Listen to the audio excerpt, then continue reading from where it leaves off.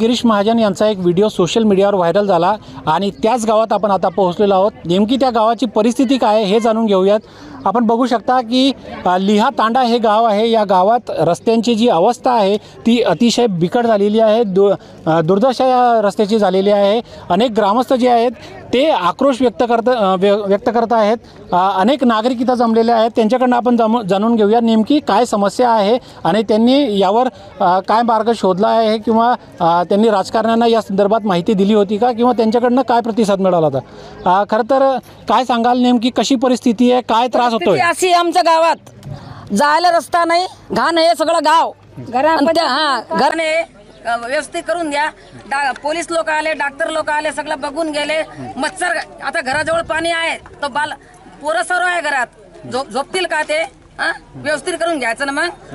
कशाला आम्ही एवढं तक्रार करणार नाही ना मग। तर रोज महिलांना नेमक्या काय समस्या येत आहेत, कशा समस्या येतात? रोज पानी जो निस्ता ये गंदो फटान पानी घरे मरा हमार पपरा पूरे आजारी पड़े रे पूरा घर आजारी पड़ हो रहा गंदो पानी बोल मारे हमने शुद्ध मार ना करें क्या जाम निस्ता 80 वासा निस्ता आजारी पड़ पिस्सा घाट रे जा आज मार हीच गरज मारो।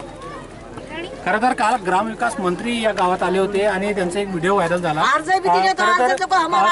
तुम्ही ग्रामविकास मंत्र्यांना आपल्या गावाची परिस्थिती ती सांगितली का? त्यांनी स्वतः बघितली, त्यानंतर काही आश्वासन त्यांच्याकडनं देण्यात आलंय का किंवा यापूर्वी काय सांगण्यात आलं होतं? मी भाऊंना सांगितलं की आमची गावाची परिस्थिती अशी आहे, तर भाऊ स्वतः इथं बघायला आले आणि इथली परिस्थिती बघून त्यांना एकदम गंभीरपणे वाटलं की मी एवढी निधी प्राप्त करतो, यांना पैसे देतो, हे काही कामं होत नाही। तर भाऊ स्वतः बोलले की तुमच्या गावात सगळं आता काँक्रिटीकरण करून देणार मी, असे भाऊ स्वतः बोलले।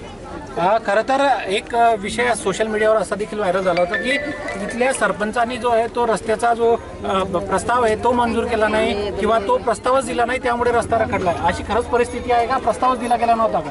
प्रस्ताव दिला असेल, आम्हाला काही माहीत नाही एवढं दिला असेल, पण आज कमीत कमी 1 वर्ष झाले हा रोड जास्त तस पडलेला आहे, काम काही झालं नाही। इथं सरपंच येऊन गेले, ग्रामसेवक येऊन गेले, पोलीस पाटील पोलीस सगळे येऊन गेले, समजा सगळे आले, पण काही काम झालं नाही गावाचं, जसं तसं रखडलेलं आहे। म्हणजे खरं तर आगामी काही दिवसातच आगामी निवडणुका आहे, विधानसभेच्या निवडणुका आहेत। खरं तर या निवडणुकांना सामोरे जाणार आहोत आपण, नेमकी आपली काय भूमिका असणार आहे पुढे? ज्या प्रकारे काल आपले आमदार येऊन गेले तर महाजन साहेबांनी त्यांनी सांगितलं की हे पूर्ण कारभार आम्ही 3 दिवसात तुम्हाला कंप्लीट करून देऊ। त्यांनी आश्वासन दिले आम्हाला, जर ते कंप्लीट झाले नाही तर आम्ही मतदानाला बहिष्कार टाकू, आम्ही कोणी मतदान करणार नाही। आमचे गावचे लोक आम्ही सरळ बंदिस्त राखू, मतदानाला कोणी जाणार नाही जिथपर्यंत आमची गावाची सुख सुविधा पूर्ण उपलब्ध करून देत नाही। गटारी असो, रस्ते असो, पूर्ण सोयी सुविधा व्हायला पाहिजे, कारण ते शहराकडे वळतात, खेड्याकडे पण येऊन बघायला पाहिजे। कारण अक्षरशः जिथं हे माणसं राहतात ना, त्यांच्या घरात पूर्ण पावसाचा पाणी गेलेला होता, त्यांना राहायला घरं नव्हते, शेवटी त्यांना शाळेचा आसरा घ्यावा लागला, तरी आजपर्यंत यांचा रस्ता झालेला नाही। हे कमीत कमी 1.5 ते 2 वर्षापासून हा पूर्ण रस्ता रखडलेला आहे, हा आम्हाला करून द्यावा ही त्यांना आम्ही विनंती करतो। खरं तर गावात विकास झाला पाहिजे, रस्ते झाले पाहिजे अशी या गावकऱ्यांची जी आहे ती मागणी आहे। मात्र आता ग्रामविकास मंत्री यांनी या गावाची पाहणी केल्यानंतर या गावाचा रस्ता किती दिवसाने व्यवस्थित करून द्या। पोलीस लोक आले, डॉक्टर लोक आले, सगळं बघून गेले। मच्छर आता घराजवळ पाणी आहे तो पोरं सर्व आहे घरात, झोपतील का ते? व्यवस्थित करून घ्यायचं ना मग।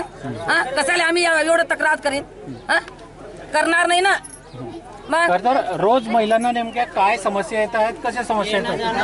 रोज पानी जो निस्ता ये गंदो फटान पानी घरे मरा हमार पपरा पूरे आजारी पड़े रे पूरा घर आजारी पड़ हो रहा गंदो पानी बोल मारे हमने शुद्ध मार ना करें क्या जाम निस्ता 80 वासा निस्ता आजारी पड़ पिस्सा घाट रे जा आज मला हीच गरज मानव खरं तर काल ग्रामविकास मंत्री या गावात आले होते आणि त्यांचा एक व्हिडिओ व्हायरल झाला। अर्ज भी दिले तो, खरं तर, अर्ज तो आम्हाला अर्ज तुम्ही बघितलं कोण तुम्ही ग्रामविकास मंत्र्यांना आपल्या गावाची परिस्थिती जी आहे ती सांगितली का? त्यांनी स्वतः बघितली, त्यानंतर काही आश्वासन त्यांच्याकडनं देण्यात आलंय का किंवा यापूर्वी काय सांगण्यात आलं होतं? मी भाऊंना सांगितलं की आमची गावाची परिस्थिती अशी आहे, तर भाऊ स्वतः इथं बघायला आले आणि इथली परिस्थिती बघून त्यांना एकदम गंभीरपणे वाटलं की मी एवढी निधी प्राप्त करतो, यांना पैसे देतो, हे काही कामं होत नाही।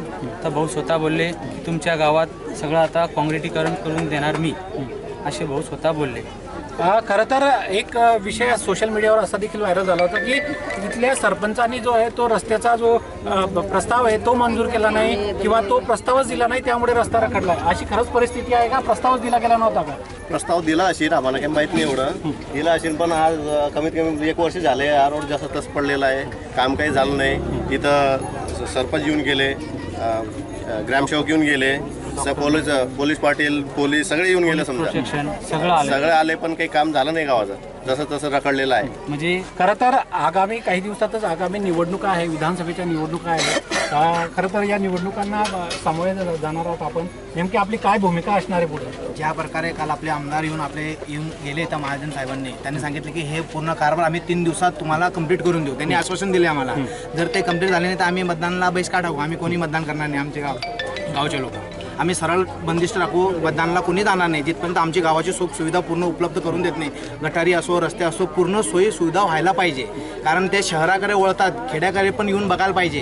कारण अक्षरशः जिथं हे माणसं राहतात ना, त्यांच्या घरात पूर्ण पावसाचा पाणी गेलेला होता, त्यांना राहायला घरं नव्हते, शेवटी त्यांना शाळेचा आसरा घ्यावा लागला, तरी आजपर्यंत यांचा रस्ता झालेला नाही। हे कमीत कमी 1.5 ते 2 वर्षापासून हा पूर्ण रस्ता रखडलेला आहे, हा आम्हाला करून द्यावा ही त्यांना आम्ही विनंती करतो।